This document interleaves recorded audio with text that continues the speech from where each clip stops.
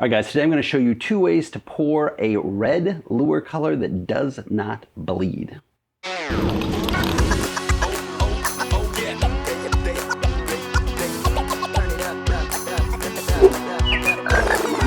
this is kind of one of the most common things I see come up in a lot of lure making forums, soft plastic lures that is how do I get a red that doesn't bleed? So to give you a little background, what you usually get when you buy a color, this is dead on blue, is it's known as a dye, and dyes typically will bleed. Some bleed more than others, but given enough time, they all kind of bleed.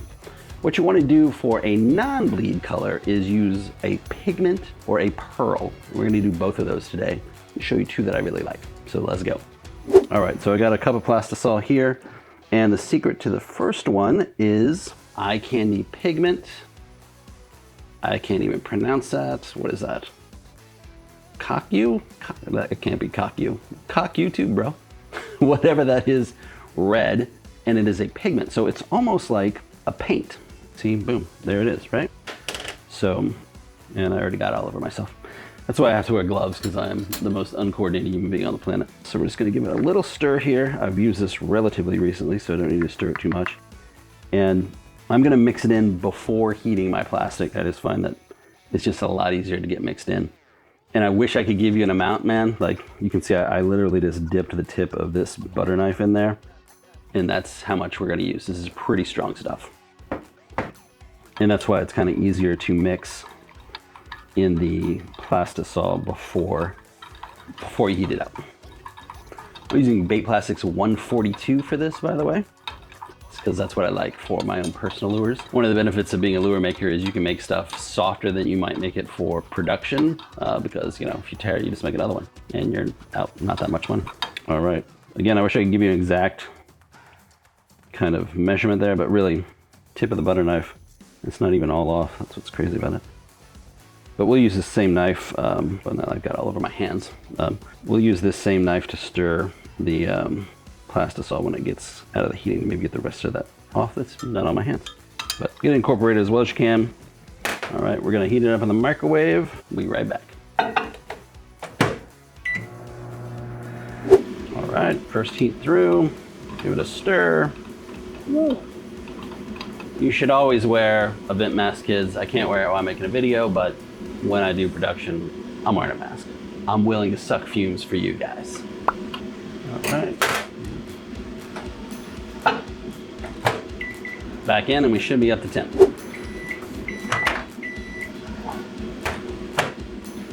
Bro, steam-alicious. Oh, we cooked that a bit too much, bro. Holy smokes. I suck.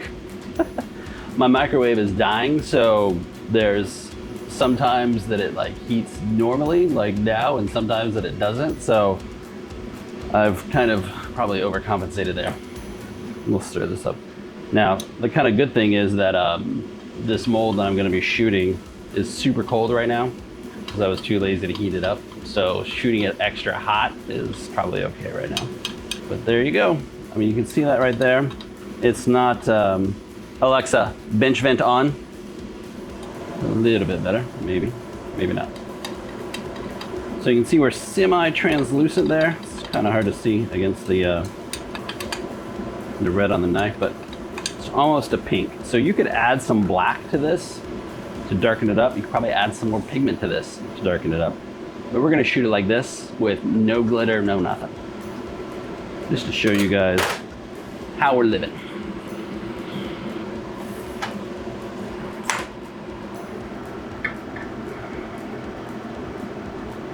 So when everything's super cold and fresh, you can generally get away with like super hot plastisol because your injector is going to take away some heat and your mold is going to take away a lot of heat real quick. It's probably like 65 in the shop today. Beautiful day outside.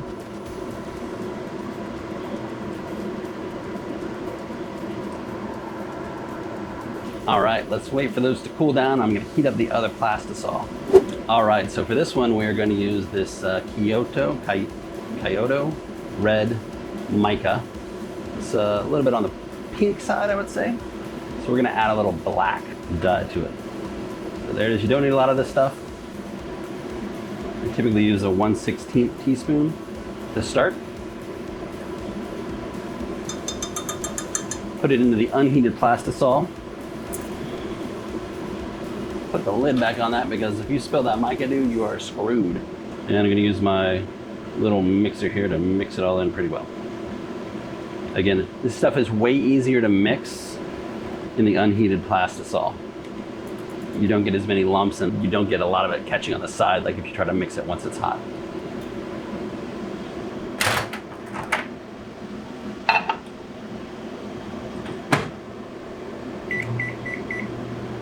All right, these look good to go, or goodish to go. Let's see what they look like. Now this mold in particular, in this version, we've changed it slightly in the release version, but in this version it tends to not fill on the first shot. So let's see here. You actually did get a good fill. Sweet. Yeah, shooting it hot on the first one was the way to go, but there we go. Now, some of you might say, that doesn't look very red, looks more pink. You know, it's a bright red, I'll give you that, but it is definitely a red. Pretty cool. Just gonna do the other one here, but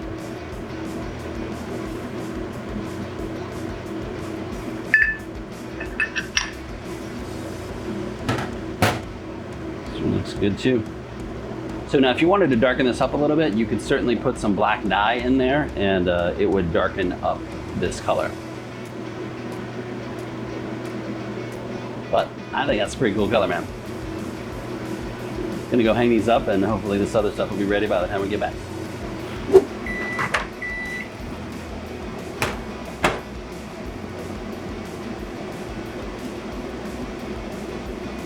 All right, we're at a much more normal tint now. And you can see this is very, very translucent. And with micas in general, you're gonna wanna back them with another color. A lot of people use black, so that's what we're gonna use today. I'm gonna go with 1 drop. Oh, I guess I'm going with 2 drops. Black is super strong, and you know, generally speaking, you wanna go slow and steady. Now, a lot of times I like to use a mica and a dye that's the same color. So if I'm using some blue mica, I'll use some blue dye. But in this case, we want to avoid the bleeding, so we're using black. And what I'm going to do here is actually add some more mica, because 2 drops of black kind of overpowered the thing, didn't it?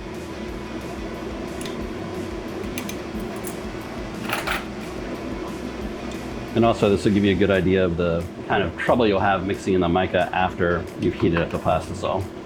You'll get these kind of big clumps around the edge, and just clumping in general. All right.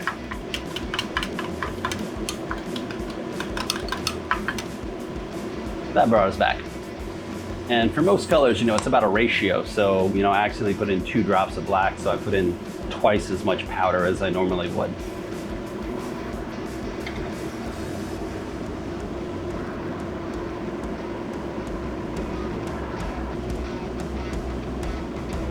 All right, while those cool in the molds, I just had another idea. What if we combine these 2 techniques together? So I'm just gonna remelt the plastic in our original, dump in this plastic from our powder. So I'm gonna try best as I can to get kind of a 1-to-1 here, and we'll see what that looks like.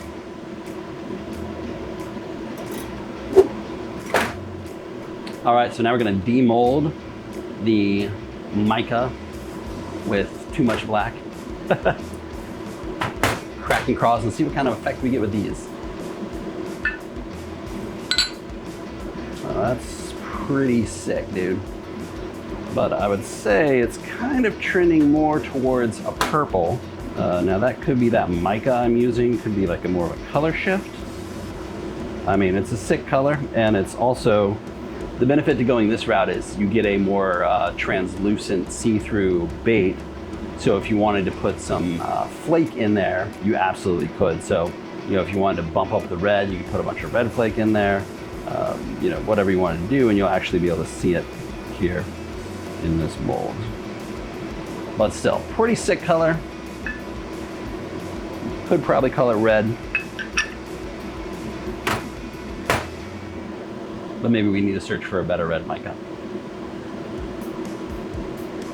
Or maybe this combo technique will put us over the top.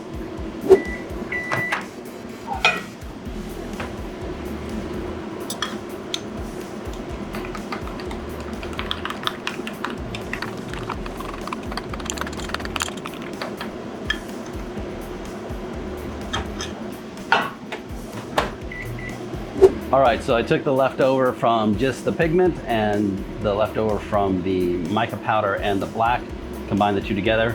I'm gonna say roughly it's 1 to 1-ish. Close enough for fish and lures. And let's see what it looks like.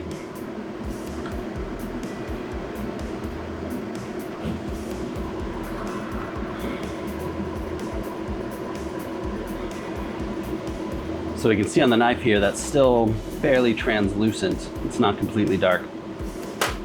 Let's see what the craws look like, bro.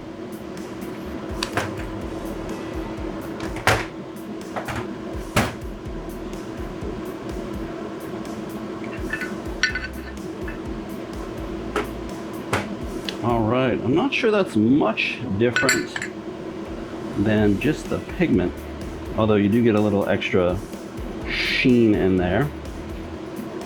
Let's take a look at the other one.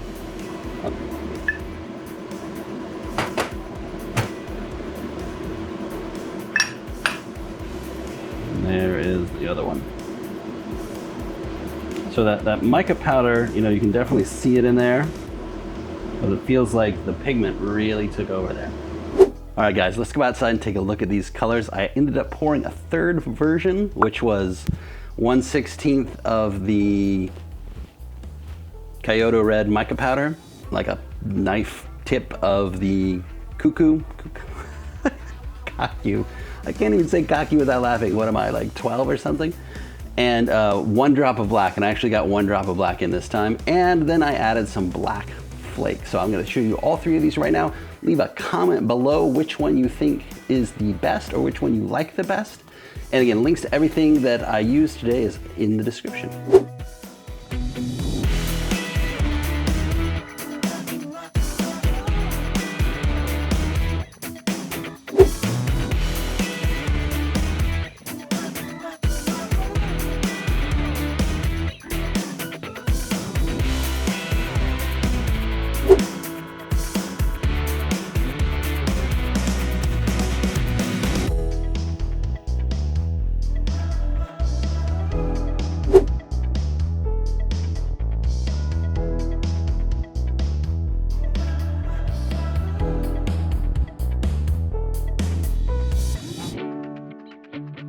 All right, guys, I let these lures sit in the bag for about a week, outside, in the heat, in the rain, in the cold. Let's check them out. We got, I put these red lures in here with some of my, what I call blue shad. And here is the blue shad. We have a tiny, tiny bit of pink on there. I don't even know what that's, I think that's the mica powder actually. Let's see, we'll pull out the other 2. Yeah, this one doesn't have anything on it. And neither does this one. So it's just this one, and in one spot, and it's shiny. Oh, and I'm moving it around. So that's actually, you know, what that is some mica powder on the outside of the lure that didn't get sealed up all the way when I shot it. It kind of flakes off because this is a dry powder. So, but none of the red colorant is bleeding at all. Pretty sweet, bro. So no bleed red colorant with a slight bleed mica, not even really bleed, like flake off.